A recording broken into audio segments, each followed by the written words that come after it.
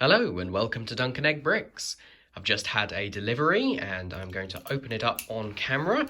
Not got much practice at this, but let's try get it done all in one go. And inside we should have, yes, there we go. This is a set that I've had my eye on for a while now. If you've read the video titles, you'll know exactly what it is already. Oh, just refusing to open. There we go. It's the trouble of doing things one-handed. Here we are. We have got this set. 75292, the Razor Crest, or as it's known in some territories, which I thought included the UK and Europe, the Mandalorian Bounty Hunter Transport, due to a bit of a trademark dispute. So I picked this set up, and yeah, I said I've been wanting to look at it for a while now, so I will get the box open and I will get it all built up. So it's a couple of days later, and here is the finished set, including all of the minifigures that come with it. This was a really fun build. I really enjoyed putting it together. There's a little bit of repetition, obviously, as the ship is symmetrical, so you end up building the two engine pods one after the other, and that can get a little bit boring, but it's not a huge amount of pieces, so it isn't too bad. This went together fairly quickly for the number of pieces that it has, and yeah, like I said, it was really enjoyable. So we'll have a quick look at the minifigures first, and then take a closer look at the build. As is only right, we've got the Mandalorian himself up first, Din Djarin. Now, on the left is the version that comes in this set, and on the right is the version that came in the Trouble on Tatooine set, which I've already reviewed. It's now come in a couple of other sets that have come out more recently. There are similarities between them, but there are also quite a few differences. The version on the right represents the Beskar armoured version, which he wears from episode 3 of season 1 onwards, and the version on the left represents his more kind of rugged approach, rugged appearance I should say, from the very earliest episodes. So it's interesting. At the time, this was the only version available. This set came out in 2020, so it's been out for quite a while, so there's nothing too special about getting this minifigure. He only came in one other set, which was the AT-ST Raider. I will just remove his gun here. This is again the identical build that came in the Trouble on Tatooine set, just made out of 3 pieces. It's a decent representation of his weapon. It's got decent printing around the front of the minifigure there. Nice choice of colours. No arm printing, unlike the updated version. They've obviously both got these narrower style capes, which can be flipped up to reveal details on the back. Obviously, there are a lot of similarities in the prints, just with the updated shiny colour there. Nice detailing, and obviously printing on the legs as well. The minifigure does not include a printed head, it's just plain black, which is fine for this one, because this came out before the series actually premiered, or just after, I think. And this one is not quite as okay, because we now have seen his face a couple of times, and I'm sure we will do in future. I suppose it's just about excusable, as the Trouble on Tatooine set came out earlier this year, but the more recent one that came out in Moff Gideon's Cruiser and will be coming out in the Armourer's Forge, it's really a bit unforgivable they don't come with face prints, but that's beside the point. This isn't a minifigure from this set. So there we go. It's a great looking minifigure. Really, they should have had the more silver coloured helmet for both of them, as the helmet's basically the only piece of armour he doesn't change, and I think it's you know, up to people's own opinion whether they prefer the new or the old style helmet. Neither of them is really 100% correct. It's missing the ridge that goes up the middle, and as other reviewers, especially Jangbricks, I think has pointed out, this should be more pointed, the vertical bar there, but you know, it's not too bad using the pieces that are available. Next up, we've got 2 minifigures that could arguably be called villains, although IG-11 actually does turn out to be a good guy. He's just made with a handful of pieces, identical build to IG-88, just with a slightly different print for that brick at the top there. Not super interesting, I have to say. What actually is more interesting is the Scout Trooper on the left. Now, obviously, the Scout Troopers made an appearance towards the end of the first season of The Mandalorian, and also in Season 2, with their most widely known from Return of the Jedi, and this was the first time we've got a brand new helmet for the Scout Trooper. And like I said, this set isn't particularly new, but this particular trooper or particular helmet design has only appeared in one other set since then, and I find it kind of remarkable. I'm assuming it'll appear in more sets going forth, but this helmet is just so much more accurate than the original one. I actually don't have an original to compare it to, but the original is kind of well known for having no neck and being very low down, so that the actual minifigure eyes can be seen through the visor, which was completely hollow, whereas this one is actually dual molded. Take the helmet off, you can see that black inside there, dual molded with the vents at the front and the eyepiece, as well as these couple of black sections around the back, and this looks absolutely fantastic. It baffles me how they can get this helmet so right updating, and around the same time get the new Stormtrooper helmet so wrong. The prints, I think, are almost exactly the same, and they look very good, printing on the front and the back, including that little backpack, and he comes with a pistol. And finally, we of course get our little Grogu on the left there. He's getting more and more common nowadays, but back when this set came out, this was the only way to get him. And then on the right, we have got Grief Karga as he appears in Season 1. Obviously, he looks a little bit different, and they've come out with an updated minifigure for him now that we've had some more sets based on The Mandalorian. I am quite tempted to get that armoured transport set, so I might do at some point. He does have an alternate face. In fact, he's the only one to do so in this set, where he's looking a little bit more grumpy. His moustache looks great, and he matches the character really, really well. Could have maybe done with a fabric cape or something to represent his robe, but it's not too bad. Okay, right, that was the minifigures, done nice and quickly, hopefully. Let's get on with the build.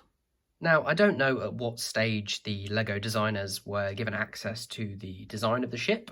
Obviously, there was a lot of secrecy surrounding the Mandalorian, particularly around the child, as he was then known. But they've did a remarkable, I say did because this hasn't, the design hasn't been changed since it came out. They did a remarkable job with the shaping.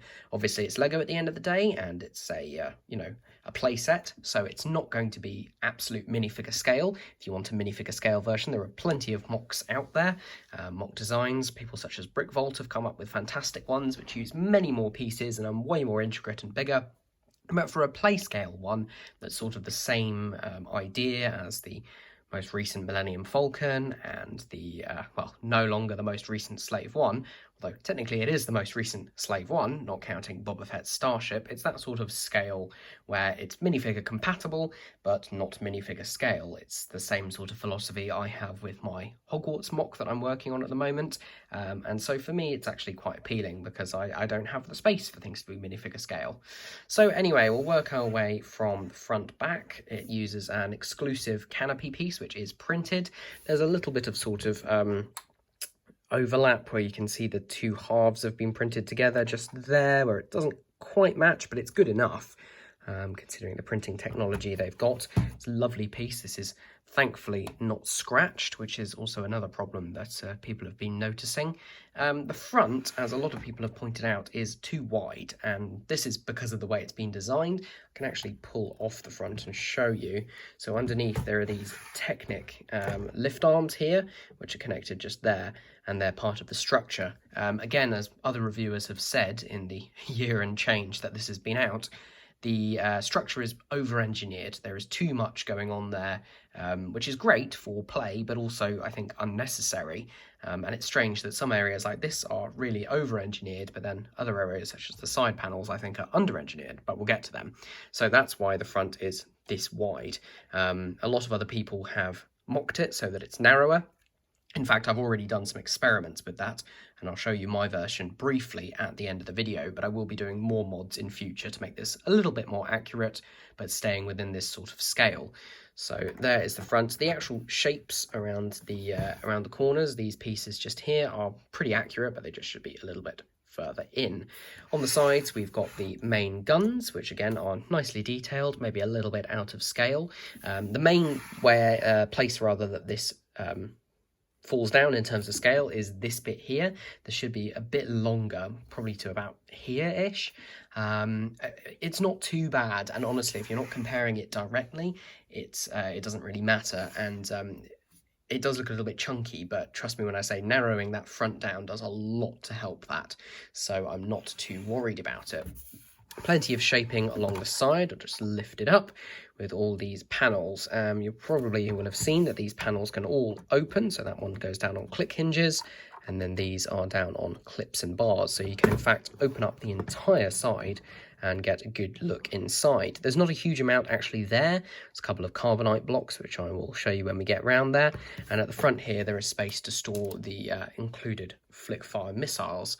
Now, I will be removing those from the model completely and redoing the front so that it's, again, a little bit more accurate, but it's actually really nice to find a Star Wars ship with plenty of space inside, because that's something that a lot of Star Wars ships don't manage to do. If we fold these two bits up, this is the only bit which canonically opens, and it's the boarding ramp. It looks really good. It doesn't have the little extending bit, and it should technically be shaped at sort of 45-degree angles around the top, but that's not a big deal. Something I might try and change, but I'm not too worried.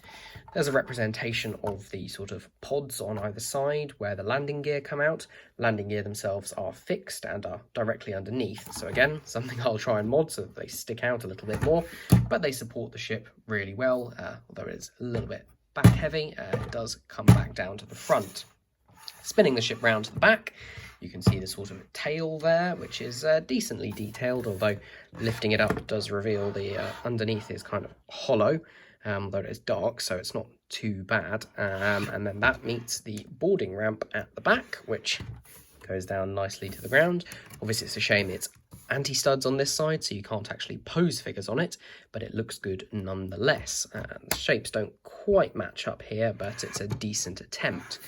Spinning around to the other side, things are pretty much the same, except that when you open up this panel here, you will see two blocks, and these are representations of the carbonite blocks that the Mandalorian has prisoners in right at the beginning of the show.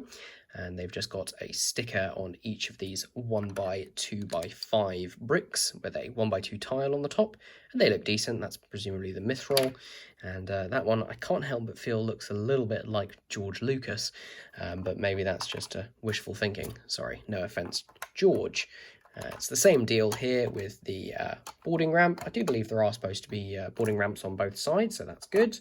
And then at the front, we've got a slightly different setup where we've actually got a bed for Mando to sleep in. It's a shame the floor is a bit, uneven and stuff. Again, something I might change, but a nice couple of stickers on the panels inside there. Moving back to the upper section, we can remove the cockpit here. Actually, this doesn't happen in the actual show. It's just held in by a couple of clips which go actually into click hinges. It is a legal connection, but it's not a very strong connection, which in this case is good, as it means it stays in but comes out very easily. And then behind that, we've got one of these cones which actually tips forward again on clips, which reveals a couple of more clips inside there which can hold the Mandalorian's weapons, and then that can fold backwards like that. So it's a nice use of space. The space in this is used particularly well. On either side, we've got where the flick-fire missiles would be. I'll just pop one in to show you where the triggers are. So that goes in like that, and that bit gets pushed up, and you just push down on it, and that shoots forward. Decently done. The only thing being that without a missile in, you do get to see a tiny bit of blue back there, but it's not a big deal. And as I said, I will be removing them. The engines on either side are nicely constructed overall. They use these, what are they, 3x6 by, I'm going to assume 5 half-cylinder pieces, which is a shame in a way because they don't make quarter versions of them. So the other bit on this side is using more of those same rounded bricks that are found on the front of the ship, so they don't quite match up in terms of the profile. You can see them just sticking outside of that 6x6 round plate, but they're not too bad overall. Something again that I might mod. On the back, we've got these pearl grey bucket pieces, or I like to think of them as crow's nest pieces, because they were first seen by me in the Durmstrang ship, and they look pretty decent with those trans orange boat studs underneath representing the engine glow. They're a little bit basic, and again, I may mod them. Very large stickers on the outside here, but they weren't too bad to apply. We've got these large grey wagon wheels, and then the construction for the front of the engine intake is, I'll call it a valiant effort. To be honest, there aren't that many pieces which do the job better. There are some more modern pieces which have only come out really since this set was first created, such as the 3x3 round quarter round bricks, which I think first appeared on Poe Dameron's X-Wing, the most recent one. So I'll be getting my hands on some of those, making up some new engine fronts and showcasing them in a future video. Really the only thing left to show you is the other feature on the top, and that is an escape pod, which I don't believe was actually featured in the show at all, and safe to say it probably won't ever be since the demise of the Razor Crest, which is a great shame because it's such a good ship design. I can only hope that Mando finds a suitable replacement, maybe even another one of these ships that he can do up. But anyway, it's a good feature for play nonetheless and is canonical, which is this escape pod just here. It is large enough to fit a minifigure. You just pop that off, lay a minifigure down, and their face will actually show through the hole just there. That goes on nicely. You've got representation of a couple of nozzles for jets just there. It's a little bit unsightly once you take that out, but it does look nice when it's in. There we go. So that is the Razor Crest. Let me just position everything together. Yeah, it's a very nice set. I was very happy to get my hands on it, but like I said, I am going to be doing some modifications. So first things first, I'm going to show you the modification for the nose that I've already done some experiments with. Now for that, you will need a few extra pieces that can't be found in the set. In my case, I'm going to need a couple of 1x6 plates in light bluish grey, a 2x6 plate in light bluish grey, and two 1x8 modified plates with rails, also in light bluish grey.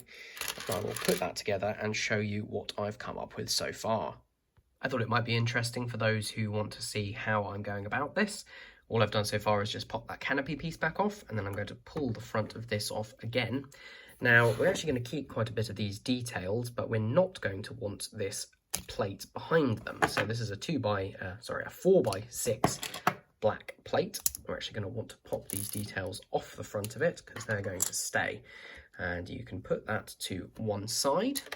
Then you're going to want to take off this here, which has the control panel on. You can put back afterwards, but it's not a massive deal at the moment. And then another thing you're going to want to do, if I just get the camera in a better position, is essentially unplug these bits on the side, these Technic bits, like that, which hold this together. And you'll see that unplugging this really doesn't cause any major problems.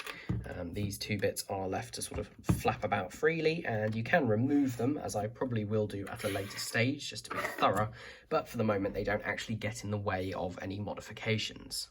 Next up, you're going to want to make two of these. So this is using the 1x8 plate with the rail on the side, and then a 1x8 plate in dark bluish grey, which comes in the set, and then put all of these, not sure whether to call them arch bricks or rounded bricks, but these type of bricks here, all the way along them like that. And then you're going to make a second one, and these are going to form the basis of the modified nose. So they're actually going to come together like this. Before there was a 2-stud gap in the middle, so we've narrowed the whole thing by 2 studs or 2 bricks in width. Then, just to save on pieces, you can take this 1x2 tile off the front of the cockpit. It doesn't really have anything on there in the actual show. Obviously, it looks a little bit odd with these 2 studs exposed, but I think it looks better like that anyway. This is going to connect the 2 bits together at the top, like so. And then you're going to want to turn it over and take the 2x6 plate that we had before. That's going to go on like... I'm going to break it in the process. That's essentially going to connect the 2 bits together. I'll do this off camera because I obviously can't do it under the pressure of having it filmed. There we go, that's everything basically fixed together. Just see that plate on the back. I also did make a slight error. You need to leave off the bottom 2 of these pieces. That's if you're just doing the very rudimentary version that I'm doing here. I am going to mod it in the future a little bit more so that it includes those, but we'll leave them off for the moment. And then we're going to take those details that we took off the front in the first place and put them back on our new modified front. I've seen some people use jumper plates and tiles up the middle because there is supposed to be a slight bit of dark, I suppose it would be dark grey or black edging around here, and then this middle section is supposed to be light you know, basically the same colour as this, which in reality would be a sort of shiny silver. But I'm just going to stick with this design for the moment. There we go, that's the modified front. And then hopefully, if I've done this right, this will fit onto the front of the ship. There we go. There's one final thing before I show you how it goes. We'll take those 1x6 plates and just put them behind here. And this is just so when that closes up, there isn't that tiny little gap. And I think overall the effect is really, really nice. Now, close that up, pop the cockpit back on, and obviously, you know, we're missing things like the control panel, but if I try and zoom back a bit, or in fact, move my entire chair so I can get a better shot, I think already that looks so much better. It doesn't look as chunky at the front. Obviously, these sides could do with maybe a little bit of slimming down, but that's a little bit more work, which I will do in future. But I already think that the Razor Crest looks even better like this. We'll do some modifications to get rid of this bit in the future. And yeah, other modifications throughout. So a little bit of a strange end to a review, but that is my review and beginnings of mods for the Razor Crest set. This is a really fun set, and I don't imagine it'll be retiring really soon, but with it gone in the show, at least for now, I imagine it won't be sticking around for too much longer. So thank you very much for watching. I hope you enjoyed this review. If you have done, then please leave a like down below and leave a comment, and I'll do my best to get back to you. Thank you very much for watching, and please subscribe to my channel, and I will see you again very soon. Bye.